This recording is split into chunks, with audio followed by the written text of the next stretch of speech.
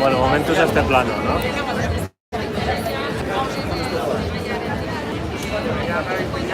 Llaves de casa, que no me roben. ¿Rico dónde está?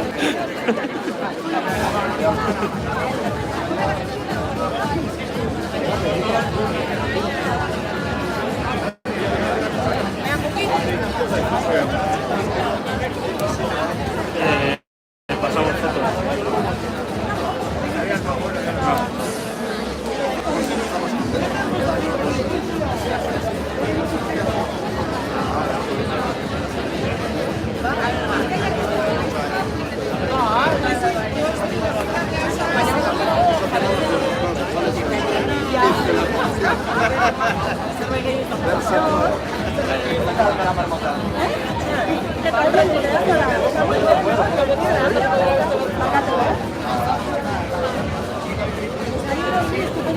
Ay, baina txikitxoa, hemos pasado las clases en las que el padre también sí. La madre... ¿Nacho ya? Mel. Miquel.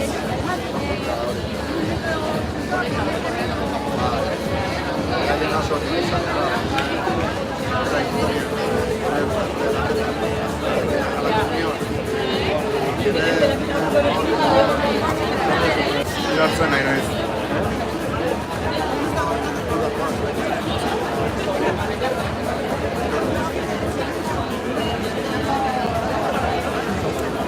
Gaur gai bere,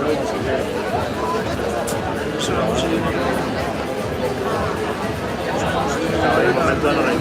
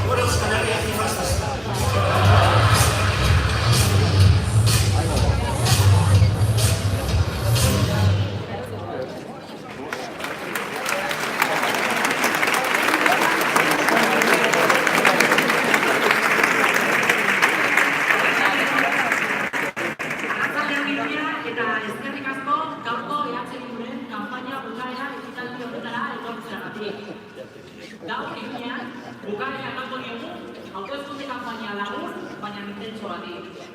Herriz herri, auzoz auzo, eta kalez kale, lanean aritu gara, ezker soberanistaren ahotsa, ahalik eta mantiena batikera erabateko.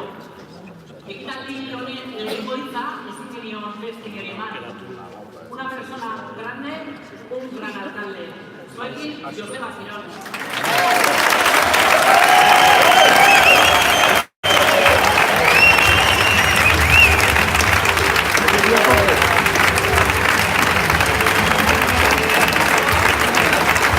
Te amo, Villaquina.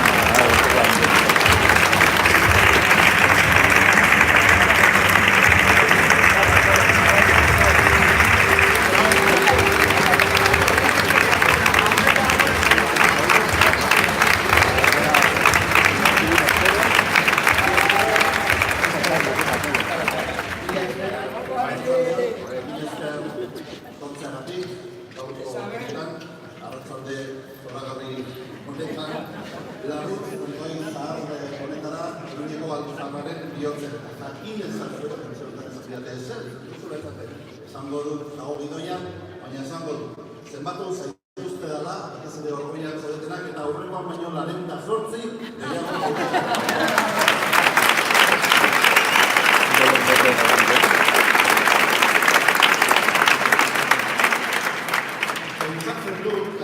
pentsatzen dut zuei, gertatzen zaizuela, niri bezala, niri gertatzen zaidan bezala, gaur, hori, atsegin handia dela, hemen elkarrekin izatea batez ere kanpoan erortzen elkarrekin, eta gehiago, guztorago, oraindik ere pentsatuz, etorri garela, gure babes eta laguntza osoa ematera den orduetan.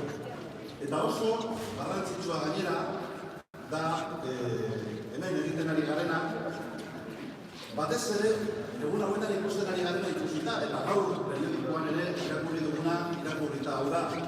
Involuzio demokratiko honetan, zitzen ari garen involuzio demokratiko honetan, inoiz baino garrantzitsuago delako gure ahotsa Madriden entzutea. Ahots hori, belen, ahotsa, ausarta eta sinesgarria delako. Sinesgarria eta ausarta adibidez Madriden datozen inposaketen aurrean. Edota Estadua bir zentralizatzeko dauden nahien aurrean. Edo adibidez gure izaera eta gure nortasuna, betidanik izan dugun nortasuna, orain Espainiako batasunerako mehatxu bezala ikusten duten ultraeskuindar horien aurrean. Eta ausarta eta sinesgarria ere bai, Iruñan gaur gobernatzen duten horien aurrean. Hori ezek direlako baita ere Madridetik Katalunian 195 ezarri nahi dutenak. Edota 50 urteko gartzela zigorra eskatzen eta justifikatzen dutenak bai Katalunian urnak jartzeagatik edota Altsasuko taberna batetan izandako liskar batengatik.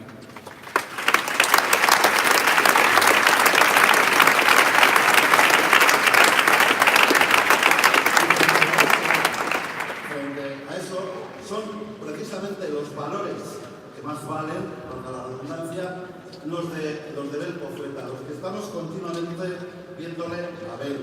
Los valores de justicia y valentía, de fortaleza y de honestidad, de sinceridad y sobre todo, y desde luego, se lo dije también el otro día, lo demás me sobrepasa esa enorme dignidad que desfila de San Pedro, una dignidad enorme.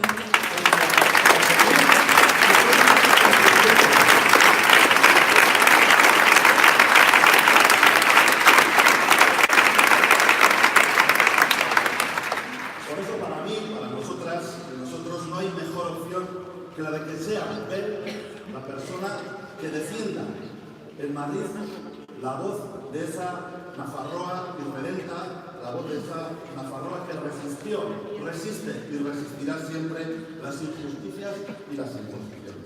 Valores dolorosamente forjados, sustentados y demostrados además por esta mujer en esa lucha de la injusticia contra la justicia, que es la única y verdadera lucha universal, la de la injusticia contra la justicia contra la injusticia, la que nos afecta, nos mueve y nos moviliza a todas y a todos. Pero hoy venimos además a pedir responsabilidad, a hacer un llamamiento a la responsabilidad.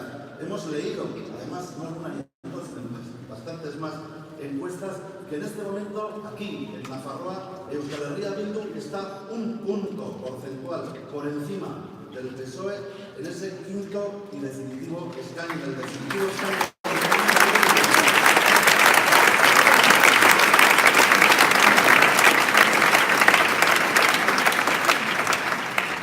Un único y exiguo punto, pero también un esperanzador e ilusionante punto. Pasaden, apirileko hauteskundeetan oso ongi edarki gogoratzen duzu zuek ere, egon ginen iristekotan, ez?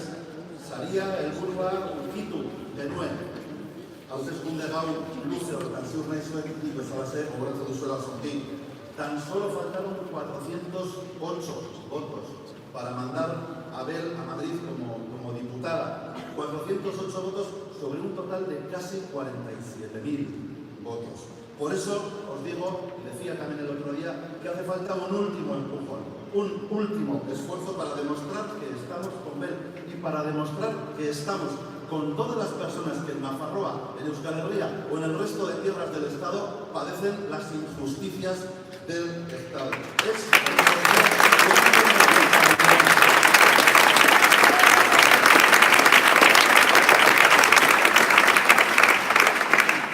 Como él dice, y yo a ella se lo oí decir además, Nafarroa, Euskal Herria ya convirtió la injusticia del Estado en indignación social. Y la indignación social se transformó luego en movilización popular. Ahora es el momento de transformar esa indignación y esa movilización en votos, en miles de votos, en papeletas de Euskal Herria Bildu.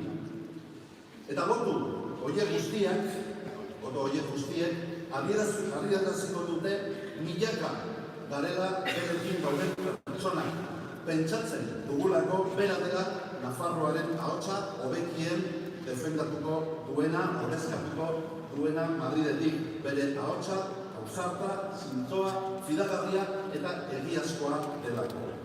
La voz, termino, la voz honesta, la voz sincera, fiable, creíble y sobre todo muy digna de Bel Pozueta. Beraz, aurrera Bel, por Euskal Herria Bildu.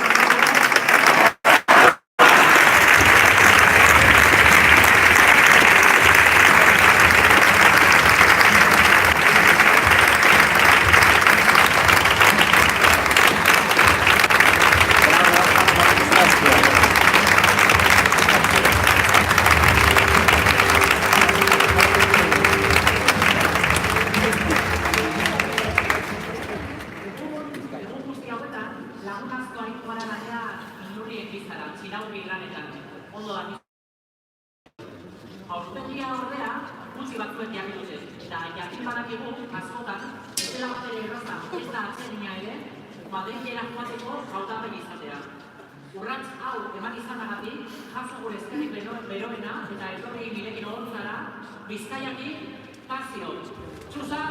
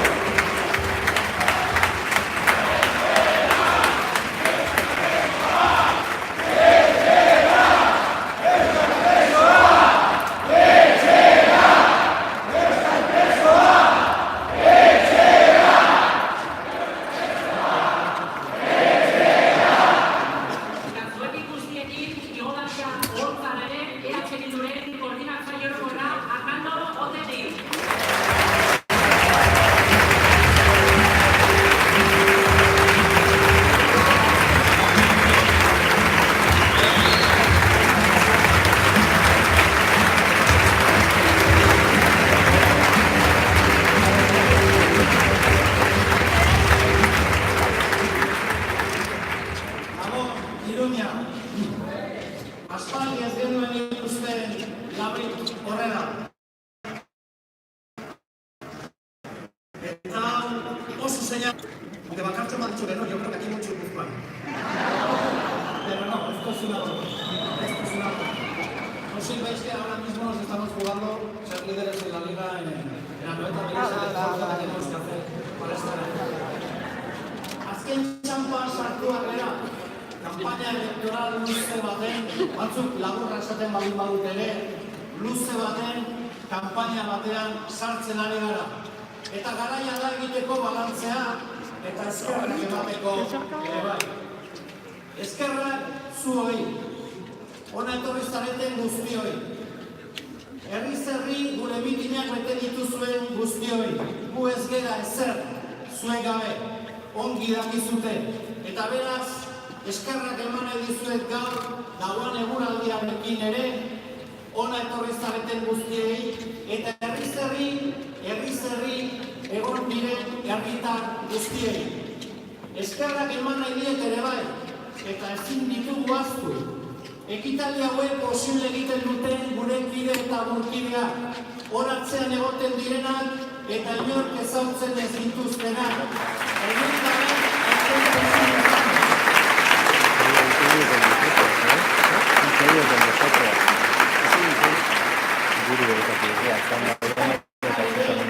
Komunikabideko langile guzo portatzeagatik kanpaina guzti honetan.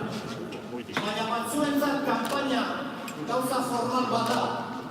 Mitinak egiten dira, konsigna botatzen dira, protxanodiarekin gauzak esaten dira, guretzat kanpaina beste gauza bada. Ez da kanpaina formal bat, guretzat kanpaina aukera bat ematen digu. Eta zein da aukera? Zuekin egoteko aukera ematen digu. Gu ez gaude politikan termino formaletan aritzeko, guk herriarekin aritzeko gaude hemen. Y como dice el viejo Pepe Mújica, no se viene a vivir de la política, se vive para la política. No se viene a vivir de la política, se vive para la política.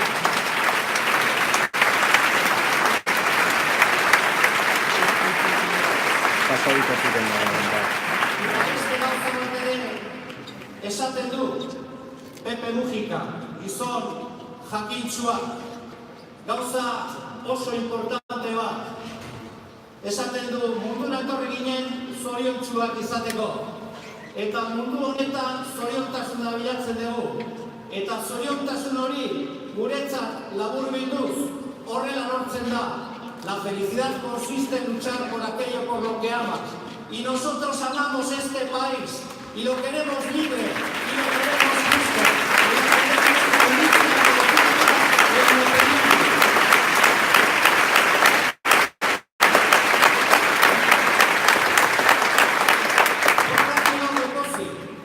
Estamos contentas y contentos porque hemos hecho balance. Tenemos buen ambiente, la gente está contenta, la gente está activada. Y esto es fundamental para tener un buen resultado. Yo no voy a hablar de cifras ahora, en este momento lo dejaré para el final. Pero siempre os digo una cosa, en la vida a veces se gana y en todo caso siempre se aprende. Y se aprende para conseguir que experiencia tras experiencia acumulada de sabiduría popular se siga luchando hasta alcanzar los últimos objetivos. Este es nuestro compromiso.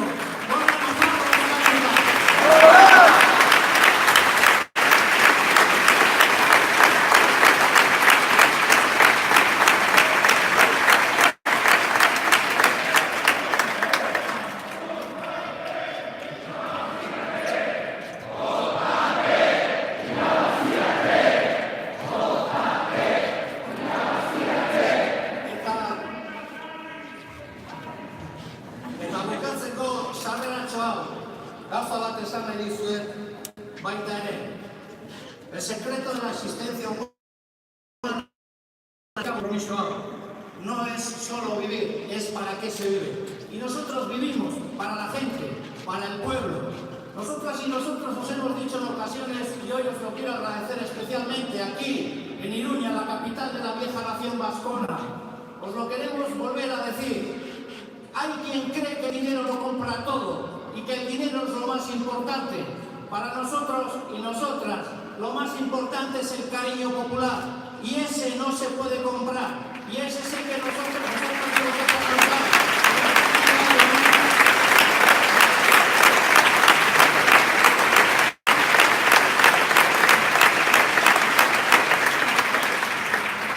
¿En qué consiste nuestra campaña? El otro día visteis un gran debate entre 5 hombres a 500 kilómetros de aquí. Uno saca un adoquín, otro citó a Ramiro de Ledesma. El adoquín cuesta 17 pavos en Amazon. Está a punto de traer uno, pero he dicho, ¿os imagináis mi foto con un adoquín? ¿Cuáles serían los titulares mañana? Así que me lo he dejado en el coche, pero menudo nivelón. Vaya nivel. En manos de estos vamos a dejar el futuro de nuestro país, de nuestra política industrial, de nuestra política educativa. Eso es una grave irresponsabilidad. Ya sé que hay gente que nos dice que el camino de la independencia es duro, y la pregunta que nosotros y nosotras les hacemos es, ¿y cuál es el precio de la dependencia? ¿Cuál es el precio que pagamos todos los días en materia económica, en materia política, en materia de igualdad de género, en materia de igualdad social, en materia de libertades? Dependiendo de un Estado que está, como os hemos dicho muchas veces, en una deriva hacia un modelo de gobernanza mucho más autoritario. Nosotros y nosotras tenemos una ventaja. ¿Cuál es nuestra campaña? Decir la verdad, como decía el viejo filósofo, porque la verdad se dice simple y sin artificios. Y llevamos tiempo diciendo, y no me voy a extender aquí, llevamos tiempo diciendo que la deriva del Estado es una deriva autoritaria. Y estas últimas semanas hemos tenido apenas 2 ejemplos. Un golpe de Estado digital a la turca, que permite a la Guardia Civil y a la Policía Nacional cerrar páginas web. Un golpe de Estado digital a la turca y una proposición de ley en la Asamblea de Madrid pidiendo la ilegalización de los partidos independentistas. No son más que las 2 últimas señales de lo que se avecina, de lo que están preparando, de cuál es el nivel de la involución antidemocrática en el Estado español. Pero me refiero a la Asamblea de Madrid y quiero hacer un inciso. Nosotras y nosotros, cuando hablamos de Madrid, no hablamos de sus clases trabajadoras. Nosotras y nosotros, cuando hablamos de Madrid, nos sentimos orgullosos y solidarios con el Madrid aquel del no pasarán, del puente de los franceses, de los milicianos, de los madrileños.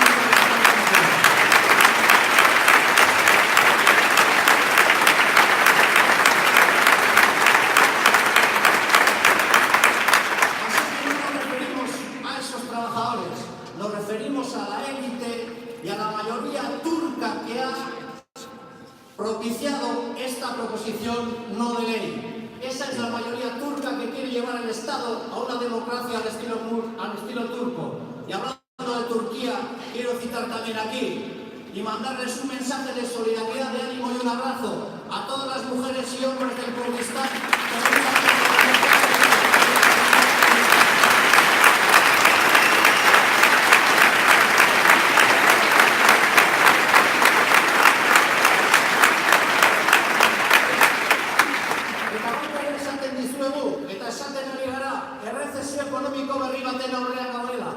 Orain denek esaten dute, errezezioa ate joka daukagula, eta beraz, gu beti egia esan dugu, eta egiarekin goaz jendearen aurrera. Guretzat ezkerraren bete behar moral eta etikoa delako, jendeari egia esan behar zaio. Egia gorkina baldin badare, gu kompromiso eta argune historiko badaukagu, jendeari esatea zer datorren, ez inor izutzeko, baizik eta gure herria prestatzeko. Eta gure herria prestatzen historikoki oso jaioa da. Horregatik esaten dugu, guk egia esaten dugu, kanpaina honetan ere bai. Eta zer gehiago egiten dugu, hitza betetzen dugu. Beste batzuk ez dute hori egiten. Eta hitza bete dugu, bai Madrilen, bai Nafarroan, bai Araban Errioxan, eskubi fascistari aurre egiten, politika sozial aurrerakoiak planteatzen, autodeterminazioa defendatzen eta presoen askatasuna defendatzen. Eta horrek gehiago egin du. Orain Bartzelonan konpromisoa sinatu dugu, soberanista guztien artean. Eta oso garbi geneukan, zertara gindoa zen Barcelonara. Por cierto, os voy a contar una anécdota que me sucedió en Barcelona, que me parece que es importante. Cuando cogimos un taxi para ir a firmar la declaración, el taxista era un hombre gitano, de etnia gitana, muy grande, que me preguntó, más o menos a los 100 metros de ir en el taxi, ¿es usted el señor Otegi? Esto depende en qué circunstancias, suele ser un poco inquietante. Porque uno tiene dudas de qué responder. Y yo le respondí, efectivamente, y me dijo, llevamos un coche de amigos detrás que nos hacían un poco la seguridad. Me dijo, oiga, tenemos un coche pegado atrás, ¿quiere que nos despiste con este carro?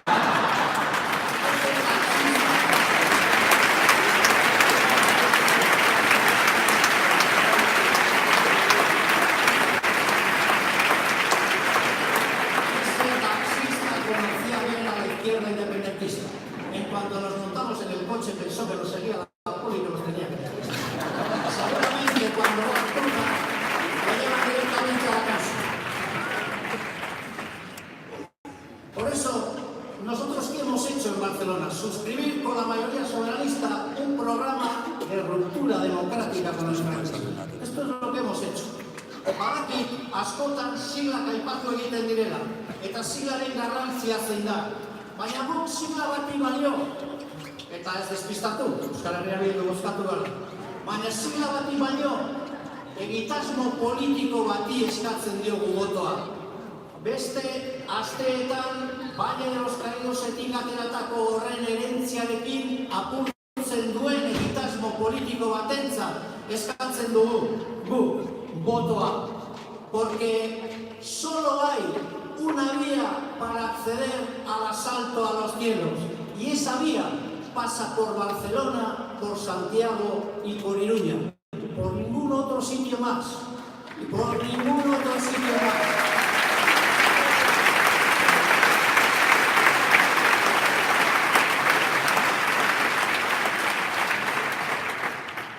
Esa es la vía que derrota la herencia del franquismo. Y cuando salimos de la cárcel, le hicimos una interpelación a los compañeros y compañeras, a los hermanos y hermanas, a los camaradas de Podemos y les dijimos, si hay una sola posibilidad en el Estado, una sola, de abrir una brecha en términos democráticos con la herencia franquista, no os preocupéis, nosotros y nosotras estaremos allí. Pero al mismo tiempo os pedimos que si eso no es posible, porque en el Estado español no hay relación de fuerzas y no la hay, os tenéis que sumar con honradez a los procesos soberanistas que hay en marcha, porque no se trata de democratizar el Estado para que podamos ejercitar el derecho de autodeterminación. Se trata de ejercitar el derecho de autodeterminación para que también algún día vosotros podréis vivir en un Estado democrático.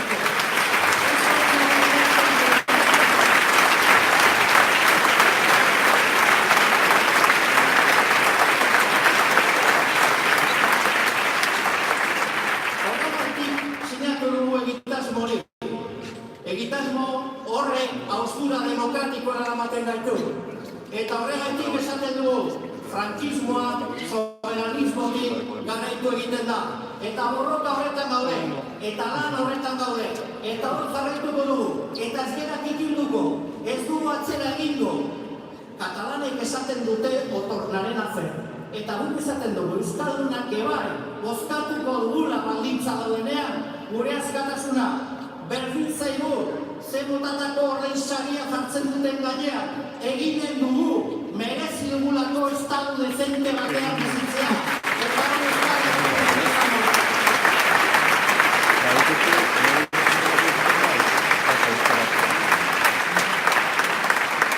Perfecto.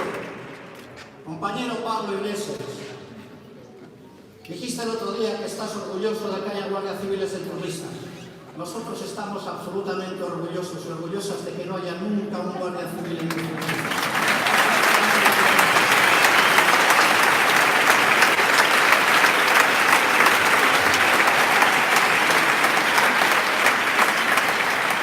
Horregatik, bozkatzera joan behar da, igandean. Bel bozkatu behar da.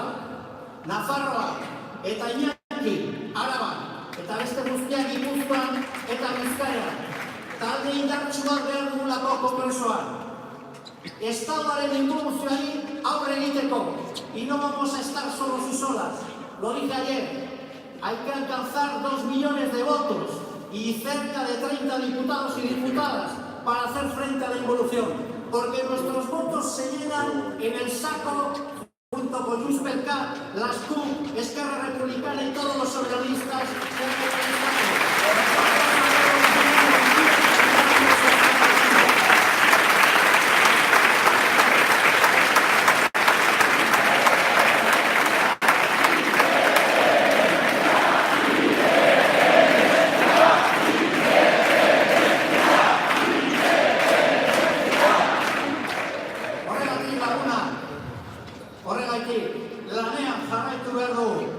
Asko galdetzen digute zertara goaz Madrilera. Eta guk oso argi daukagu zertara goazen Madrilera. Eta nolabait ere Iruñan lehen arrazoi bat emango nuke. Bagoaz Madrilera ez dutelako nahi gu Madrilen egotea. Hori da lehenengo arrazoia. Hori Nafarroan oso ongi ulertzen da. Euskal Herrian ere bai. Gu bagoaz Madrilera gureak etxera ekartzeko. Gu bagoaz Madrilera gureak etxera ekartzeko.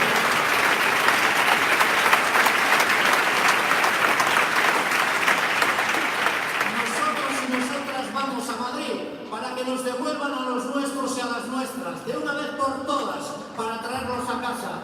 Nosotros y nosotras vamos a Madrid. Convocación provisional. Nosotras y nosotros no vamos a Madrid porque nuestra vocación sea estar en Madrid. Nosotras y nosotros vamos a Madrid para generar las condiciones para que un día no volvamos más a Madrid, porque quien hable en nombre de los vascos y las vascas sea nuestra embajadora en Madrid. A eso también vamos a Madrid. Y vamos a Madrid también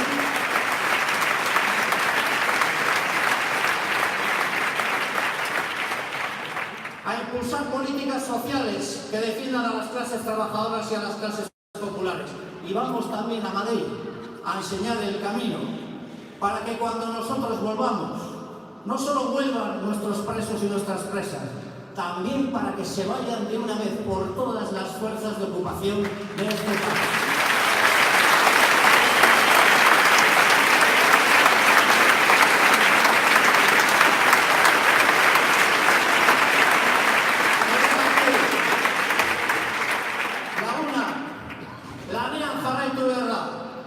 Igandean, emaitza onak atera behar dira.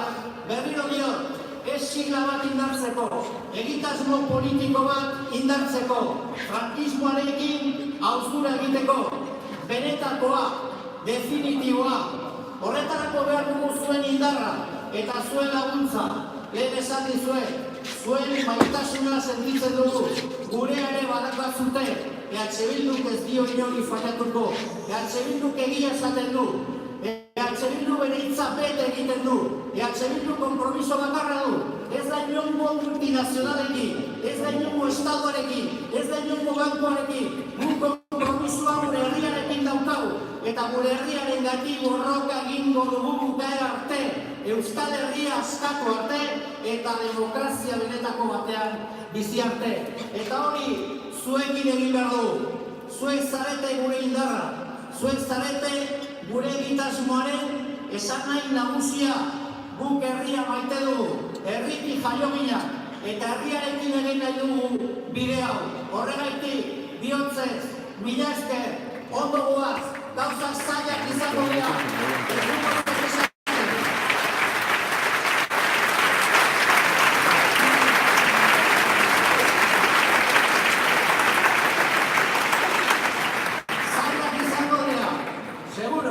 Badakigu euskaldunak zer den borroka egitea, eta badakigu euskaldunak estatuaren erantzuna nolakoa den. Baina ez gerak ibiltzen, aurrera egin behar du. Zor diegulako, belaunaldi berriei, gaztei, emakumei eta guri ere bai. Guk estadu justo batean bizi nahi dugu.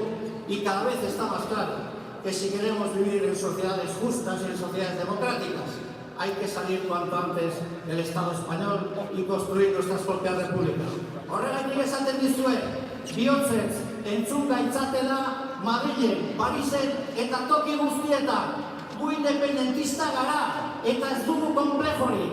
Gu abertzalea gara eta ez dugu konplejori. Ezkerrekoa gara, feminista, ekologista. Eta gu aurrera egingo dugu. Nosotros y nosotras les decimos hoy, otra vez, en Iruña, en la vieja capital de la vieja nación vasca, les decimos a los fascistas que no pasarán. Y si pasan, volveremos a estar aquí. Porque os digo una cosa.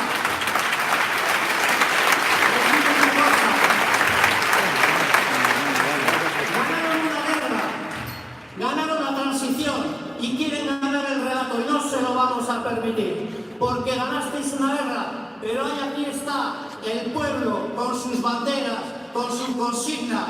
No acabasteis con nada, acabasteis y tratasteis de acabar con un sueño, pero no se puede acabar con los sueños de la gente. Por eso hay que trabajar, porque tenemos un sueño que tenemos que convertir en realidad. Ya sé que me estoy alargando, pero estoy viendo esto tan lleno que me estoy emocionando.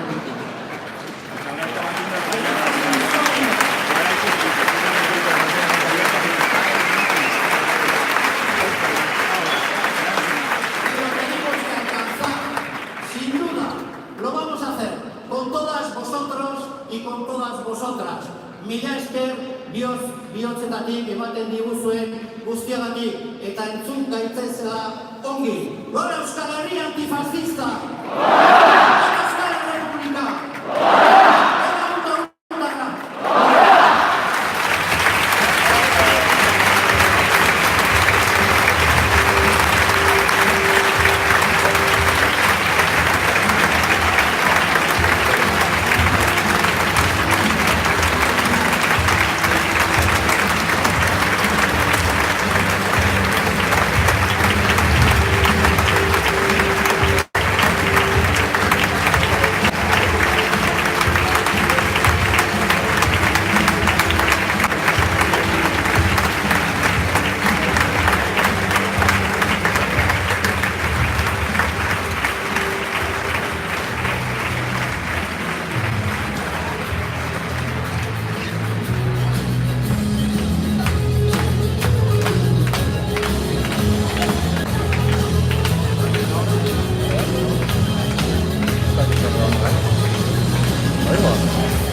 sacar fotos.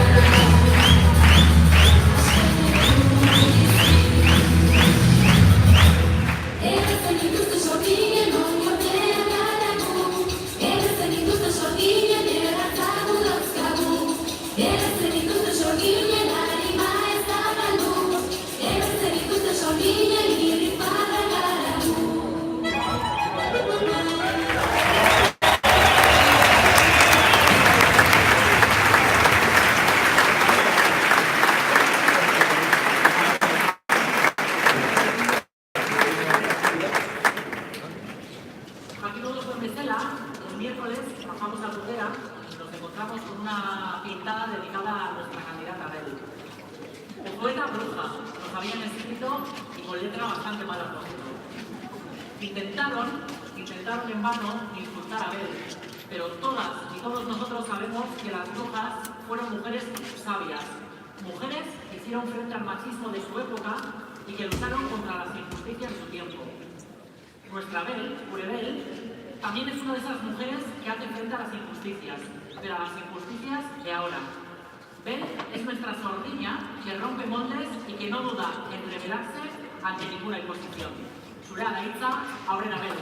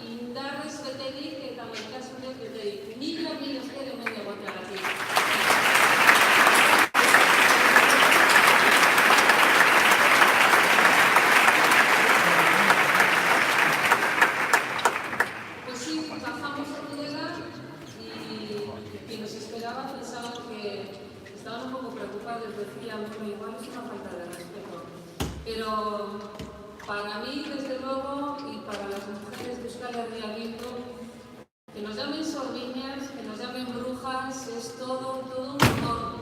Y es todo un honor.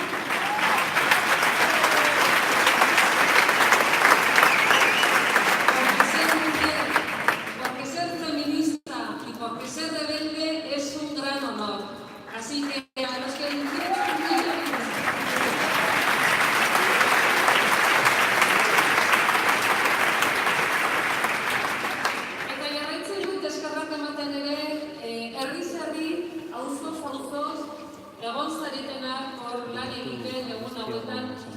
kanpaina motz izan da, laburra izan da, baina oso intensoa. Eta benetan lan handia egin dugu denon artean. Eta mila esker baita ere, herriz auzoz egon nahi zuen maitasuna, zuen empatia, zuen maitasuna, borobila jasotzen. Eta horrek ematen dit indarra ere hemen egoteko eta Madrilen egoteko. Orduan, zuek zarete bide parte eta denok egongo gara Madrilen. Seguro baietz.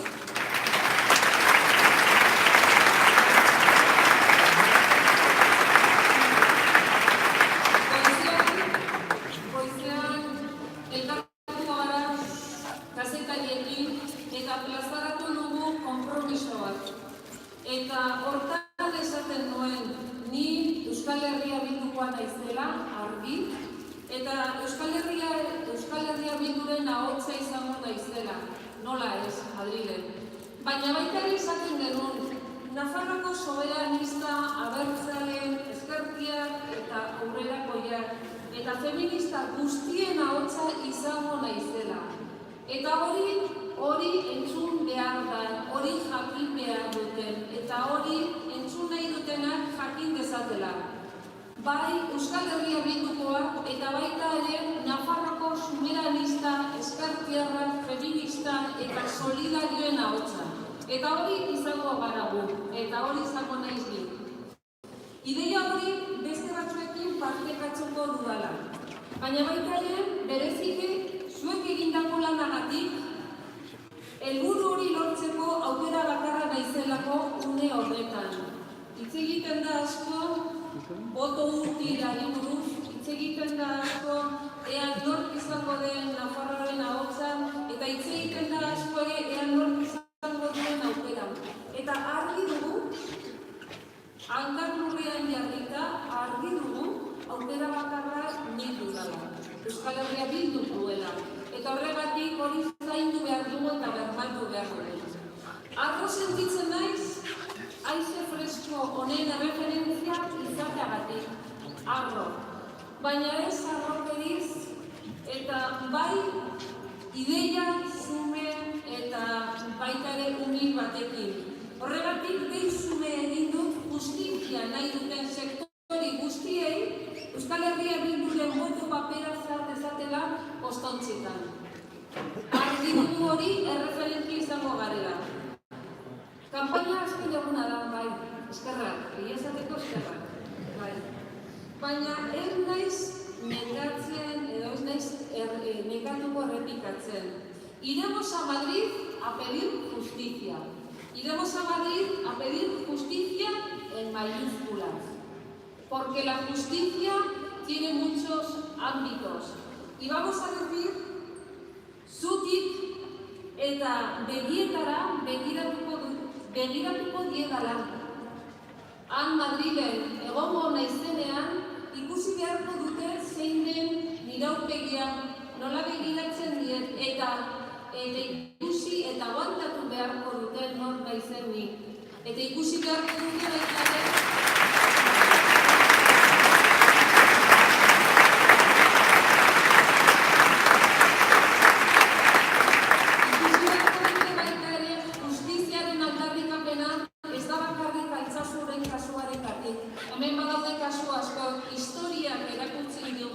basenolako sufrimendu izan dugun Euskal Herrian, eta ni izango naiz justiziaren aurpegia, bai gogoratzeko zenolako basakeriak egiten ari dira ere.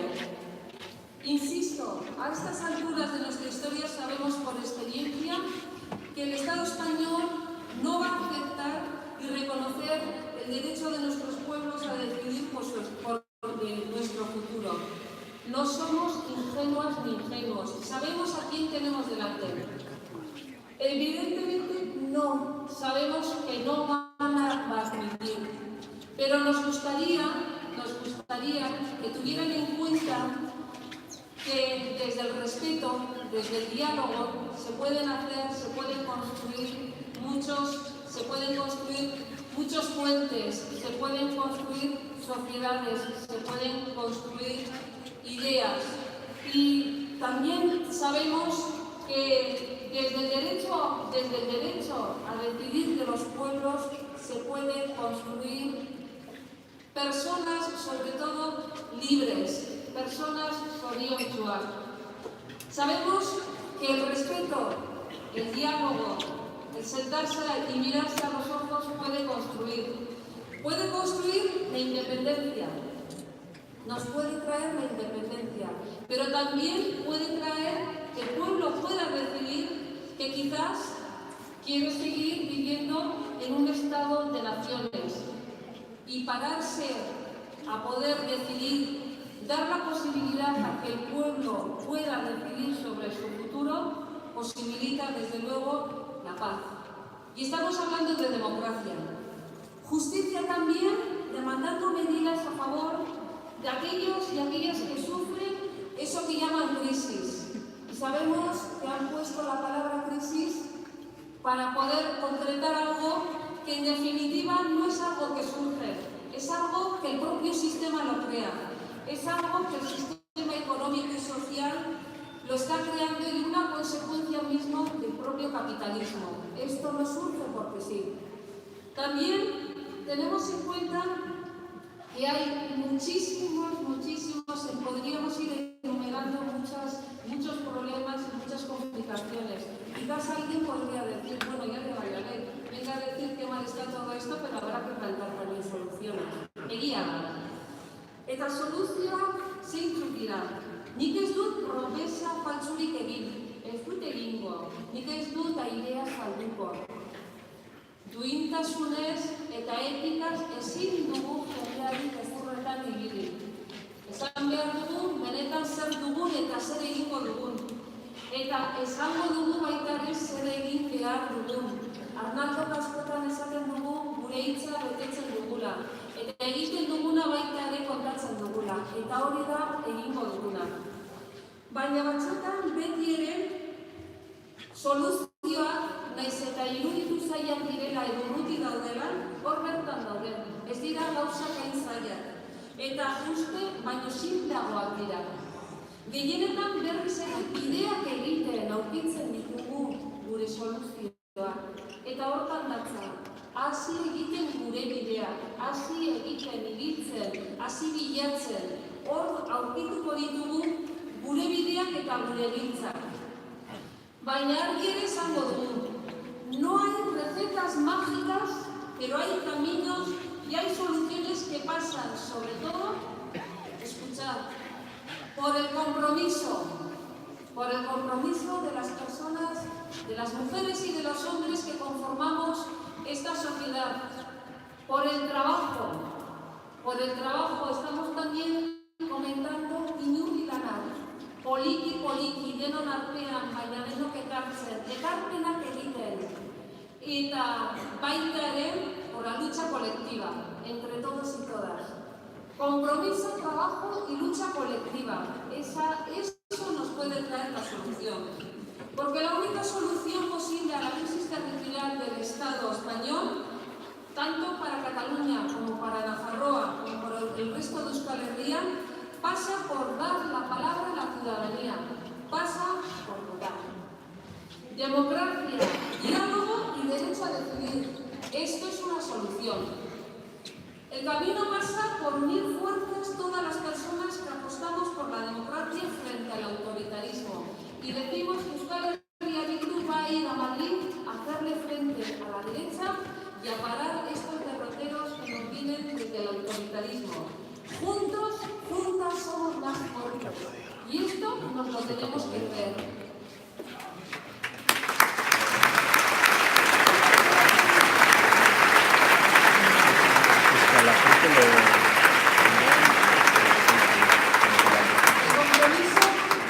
El compromiso es defender los derechos nacionales y sociales de la ciudadanía y de Navarra y de nuestra Euskal Herria.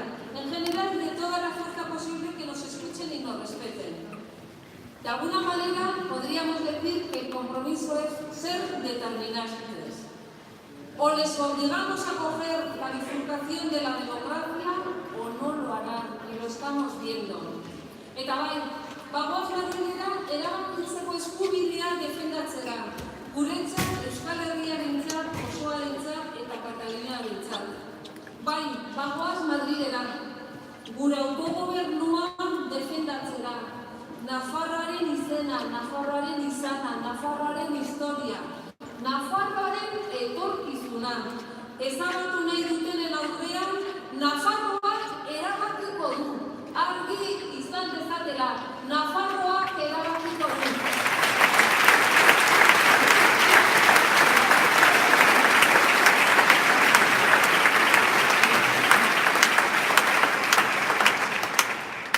Bagoaz Madrilera, Espainiako eskuen atzerakoei ultra zaharkitu eta arriskutsuari bidea iztera, bidea oztopatzera. Bagoaz Madrilera, eskubide sozialak eta laboralak defendatzera. Dagoeneko iragartzen ari diren murrizketaren aurrean aurka egitera. Bagoaz, eredu sozial justua defendatzera.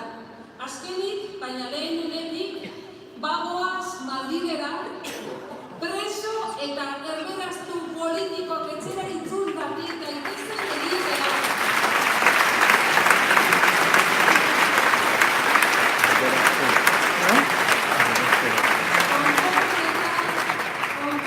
Konponketa eta soluzioaren garaia delako.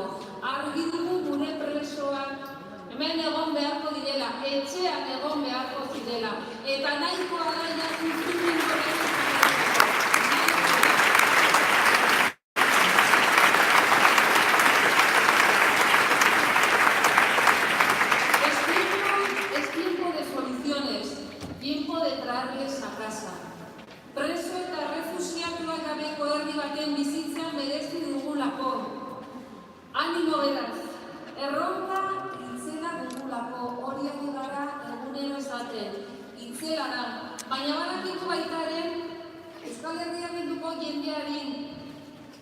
cuando a las mujeres y hombres de Euskal Herria Bildu nos ponen un reto delante, algo importante, sabemos que lo vamos a conseguir. Cogemos fuerzas, nos unimos y sabemos que vamos a salir adelante.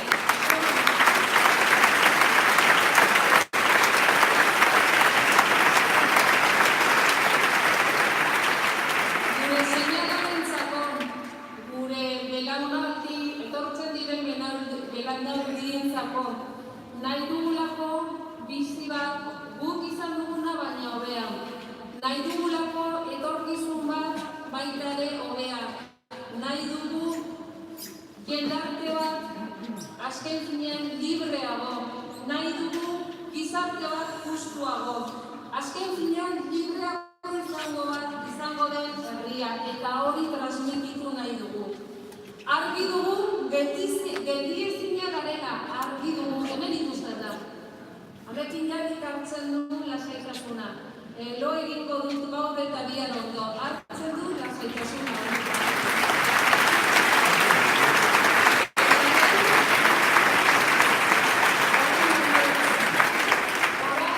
Egun hauetan esaten duen, bueno, orain baietz. Ez, orain esaten dut, orain baietz.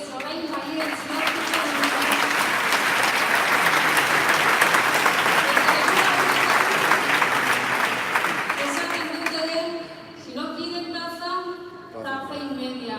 Baina gaur esango dut, si no quieren taza, 2 tazas. Iñaki.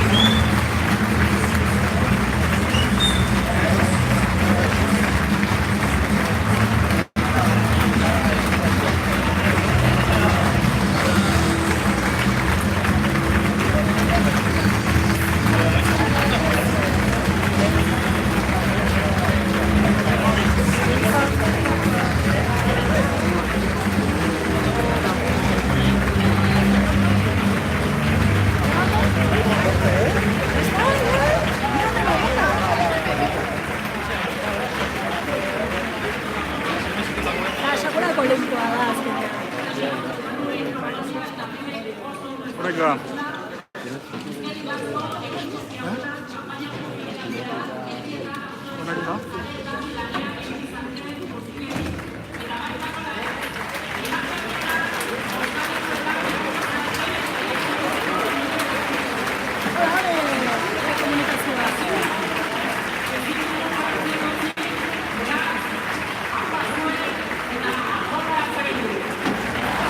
Uste iritsi naiz, zagida, Ken Grau. Zer esan dago,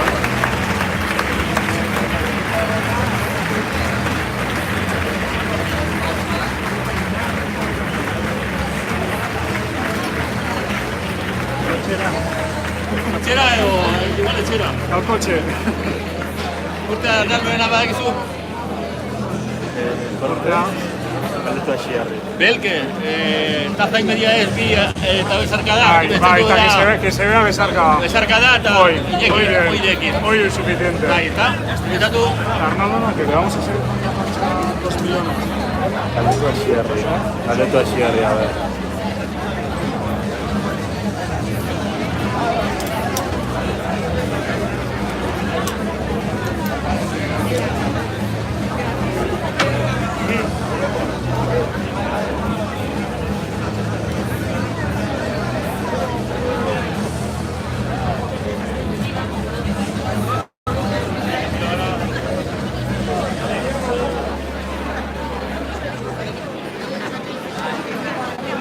Cable, hostia, el cable.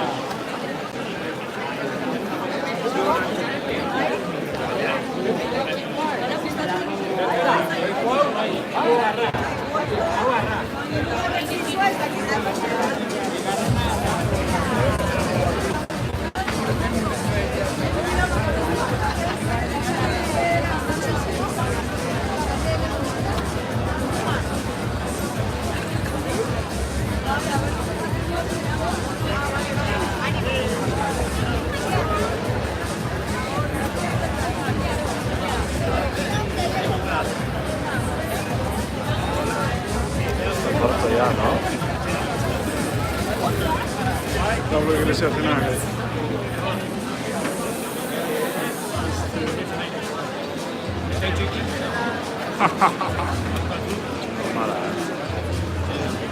Guain izango izegu, idatziko izu bestela. Vale. Baina bestea hoi, belena da hoi.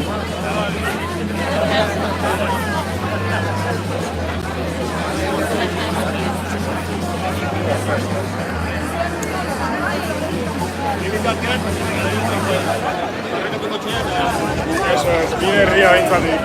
Eta herrian utxera pezoa, gelditu eta bidali. Perfecto.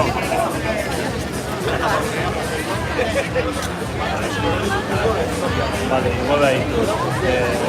Ya lo izut belen, ba? Zormilizin bat, honek pasa izkipuen batzuk. Horina, eta gero bukaera, solo la foto de siguiente, esan dut.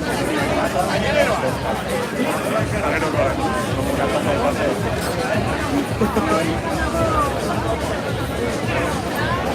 Ese era el